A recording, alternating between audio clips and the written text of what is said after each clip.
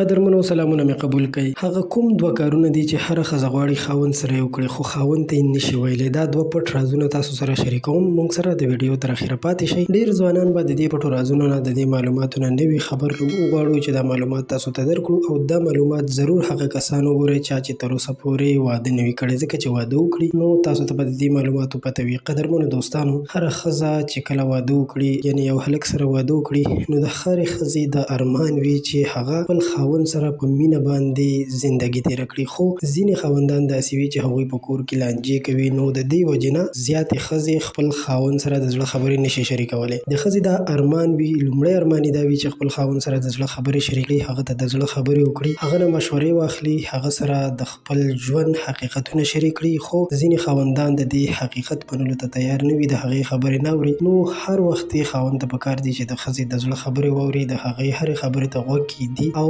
ښځې سره مشورې وکړي، ښځې ته وخت ورکړي، ځکه چې په دې سره د ښځې په زړه کې دا توقع، دا ارمان زیاتېږي چې خاوند مې زما خیال ساتي، نو زه به د ده ټول عمر خدمت کوم. دویم دا چې هره ښځه دا غواړي چې خاوند ورسره په وقفه باندې کوروالی وکړي، یعنې که یو ورځ پس وي، یو هفته پس وي، هرې طریقې سره که ښځه غواړي، تاسو ته پکار دي چې د هغې یو داسې انداز یاد کړئ چې کله د ښځې زړه کېږي نو تاسو ته په هغه انداز درګوري، نو تاسو هغې سره ضرور کوروالی کوئ، ځکه چې زیات خلک چې داسې کار نه کوي نو د هغوی نه هم په کور کې مسلې پیدا کېدلی شي. پکار ده چې ښځو ته وخت ورکړل شي، د هغوی ارمانونه پوره کړی شي، د هغوی سره مینه وکړی شي، نو په دې سره به ستاسو په منځ کې مینه محبت رامنځته شي. یعنې دا دوه کارونه ډېر ضروري دي. یو دا چې ښځې ته وخت ورکول، بل دا چې ښځې سره کوروالی کول، ځکه چې ښځه په خپله خوله باندې دا خبره نشي کولی. تاسو ته پکار دي چې هغوی ته وخت ورکړئ او د هغوی سره دغه کار ضرور وکړئ. ستاسو مننه چې تاسو موږ سره ویډیو تر اخره وکتله.